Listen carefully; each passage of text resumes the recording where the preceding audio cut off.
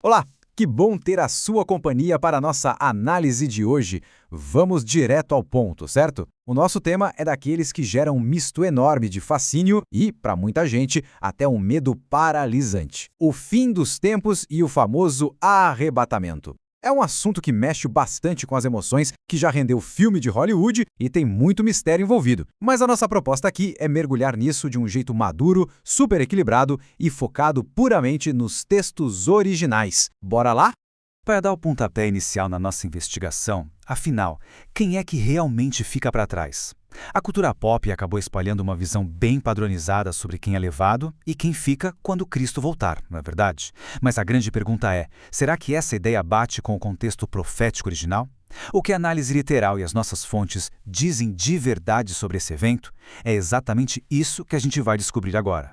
Então, o nosso roteiro de hoje está dividido assim. Primeiro, vamos entender o que é o arrebatamento. Depois, as diferentes visões escatológicas. No ponto 3, o mistério de Mateus 24. Em seguida, os dias de Noé.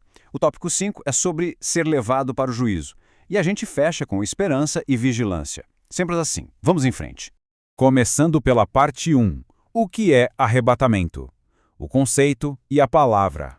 Olha só que interessante. A palavra arrebatamento não caiu do céu do nada, tá? Ela vem lá do grego antigo, do termo harpazo, que depois foi traduzido para o latim como raptus. E a ideia central dessas palavras é justamente a de um rapto mesmo, de ser capturado, tomado à distância ou apanhado de surpresa. As fontes apontam que o apóstolo Paulo usou essa exata palavra lá em 1 Tessalonicenses 4,17 para descrever o momento em que os fiéis vão ao encontro do Senhor nos ares. A grande questão é que quase todo mundo no meio cristão concorda que isso vai acontecer, claro.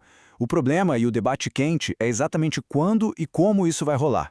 O que nos leva à nossa parte 2, diferentes visões escatológicas. Vamos mapear essas interpretações.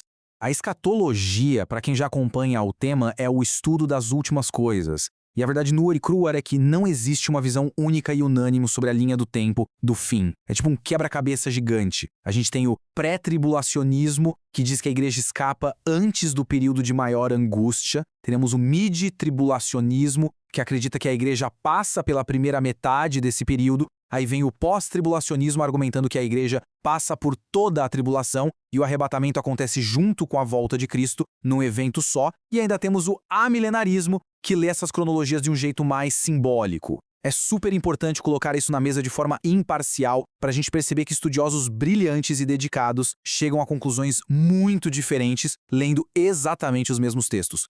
Parte 3, o mistério de Mateus 24, onde um é levado e o outro é deixado.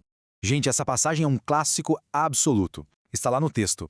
Então, estando dois no campo, um será levado e o outro deixado.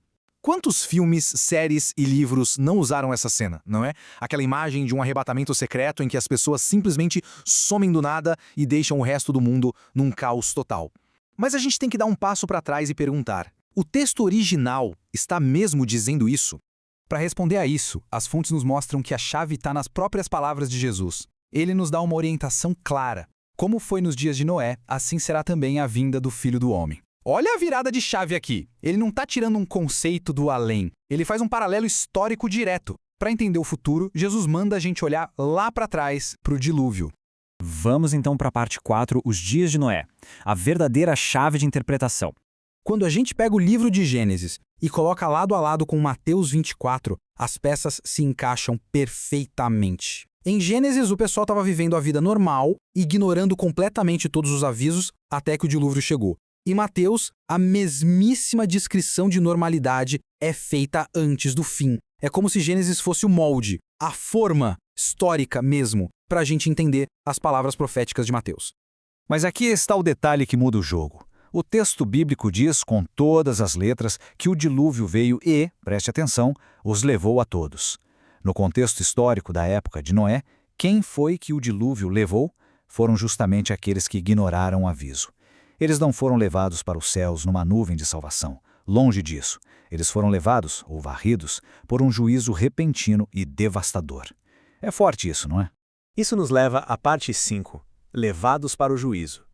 Vamos reavaliar essa passagem juntos. Se a gente seguir essa lógica à risca, e vale lembrar que a história de Ló e Sodoma segue o mesmíssimo padrão, quem são os levados? São as pessoas tiradas da terra pelo juízo divino, assim como a água do dilúvio fez. E quem são os deixados? Os deixados para trás são justamente os justos. Noé foi deixado na terra, totalmente preservado pela arca para dar continuidade à vida. Ou seja, nesse contexto todo, ficar para trás não é castigo nenhum, é preservação para herdar o reino. E as nossas fontes trazem um dado super interessante sobre isso. Mesmo vários teólogos de peso que defendem a ideia de um arrebatamento antes da tribulação, o chamado pré-tribulacionismo, quando fazem uma análise técnica e fria dessa passagem de Mateus 24, concordam que o texto ali não está falando de uma fuga secreta. Eles entendem que a passagem descreve aquele julgamento visível na volta de Cristo, onde quem é tirado sofre o juízo e quem fica herda o reino na terra. Para fechar esse raciocínio, olha a oração do próprio Jesus no livro de João, capítulo 17. Ele diz: "Não peço que os tires do mundo, e sim que os guardes do mal." Percebe como o foco das Escrituras raramente é o escapismo? A ideia não é simplesmente sumir e fugir das adversidades. O chamado principal é a proteção no meio da tempestade, é perseverar, ser fiel na tribulação e, claro, ser um agente de transformação num mundo que tanto precisa. E assim chegamos à parte 6, a nossa reta final, esperança e vigilância, o verdadeiro chamado. A gente sabe que muitas pessoas cresceram com um medo paralisante de sumir do nada no meio de um voo ou de chegar em casa e a família não estar mais lá. É um impacto emocional muito pesado.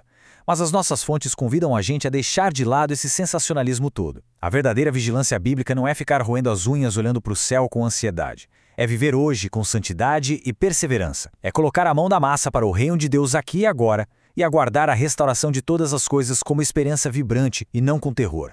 Inclusive, vários pensadores modernos que analisamos defendem exatamente isso. Eles propõem uma escatologia concreta. É uma ideia maravilhosa de rejeitar aquele pessimismo de que o mundo não tem mais jeito e abandonar a sociedade à própria sorte. Em vez de cruzar os braços e esperar o resgate, o objetivo é deixar um legado próspero, influenciando de forma super positiva as artes, as ciências e o bem comum. Para a gente encerrar com chave de ouro, fica essa reflexão.